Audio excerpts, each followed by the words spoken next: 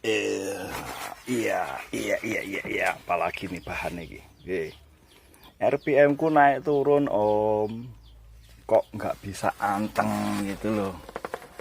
Terus kemarin ada yang tanya kok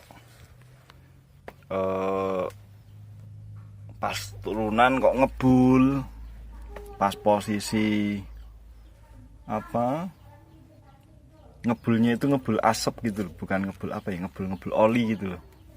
Pas kondisi diparkirkan netral gitu kok ngasap gitu.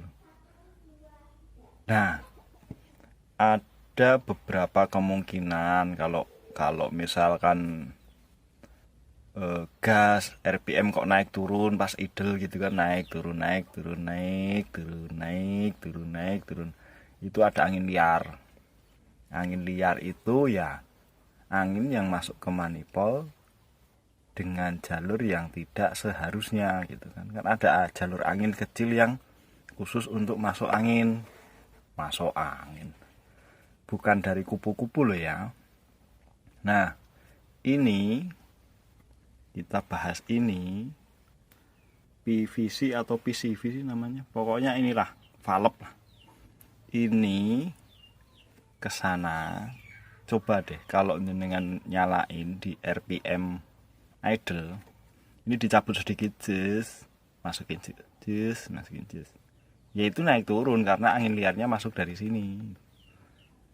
Nah, untuk mengatasi RPM naik turun itu kan banyak sebenarnya, bukan cuma ini sih, bisa kupu-kupu, bisa angin dari selang yang lain yang masuk, itu juga bisa gitu loh.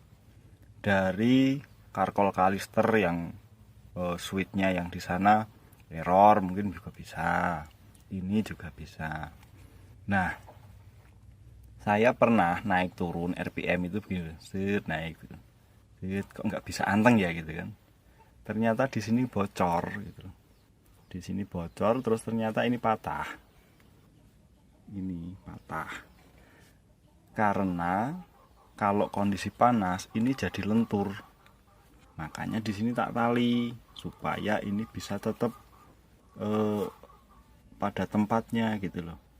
Terus pas tak bongkar itu isinya cuma klep gotri, itu diocak-ocak itu bisa. Itu sistem kerjanya saat vakumnya tinggi dia malah nutup gitu loh.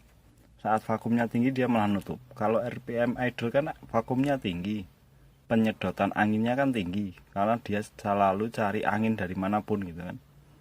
Dia dari sini, tapi si valve ini sudah naik turun gitu loh, kayak nggak ngunci gitu loh. Naik turun itu bisa. Itu salah satu yang bikin RPM-nya naik turun, angin liar gitu loh. Bisa saja bensin liar, tapi kan lebih ke angin sebenarnya. Kalau bensin kan tanpa ada angin kan tidak jadi pembakaran gitu. Ya hanya kelomoh, nanti kelomoh itu basah gitu kan. Nah, coba deh sesekali ini dibersihkan atau dicek. Di sini kan sering longgar karena panas sekali. Ini juga dicek. Ada kelonggaran di sini enggak? Di sini ada kebocoran enggak? Nah, ini dicek gitu loh. Itu bisa saja pas kondisi turun. Kayak kasusnya Mas siapa dulu kemarin tuh. Di turunan yang panjang kok ngebul gitu loh. Sementara kalau naik kok enggak, kan lucu gitu kan. Nah, kalau turun kan dia minta angin yang banyak, sementara si kupu-kupu itu kan nutup. Ya mesin gondeli gitu loh. Nah, itu cari angin, dia pasti cari angin. Nah, angin itu masuknya dari mesin yang bocor ke manifold atau dari luar yang masuk ke throttle. Kalau yang dari mesin masuk ke manifold ya jadinya ngebul karena ada uap olinya.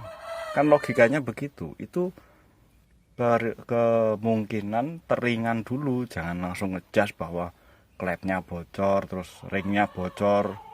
Ya jangan ke situ dulu, cari yang teringan dulu, karena kalaupun nanti dibongkar diganti klep, ganti skor, di segala macam, kalau yang ringan-ringan ini saja nggak diperhatikan, ya ujung-ujungnya sama gitu loh. Hal-hal kayak gitu yang saya terapkan di mobil ini ya begitu. Cari kemungkinan yang teringan dulu. Setir banting.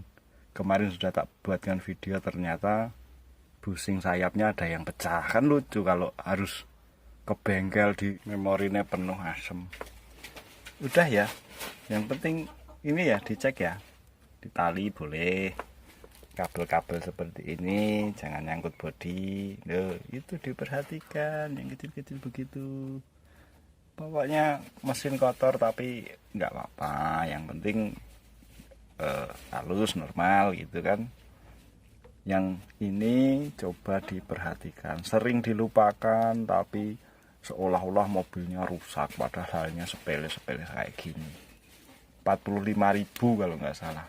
Kalau mau kesini pinjem ini terus dicoba, kalau nilai normal ya saya pinjem-pinjeman ya nggak apa-apa, mau pinjem ini buat jemper mobil jenengan juga nggak apa-apa. Ini tadi ada videonya, dilihat juga.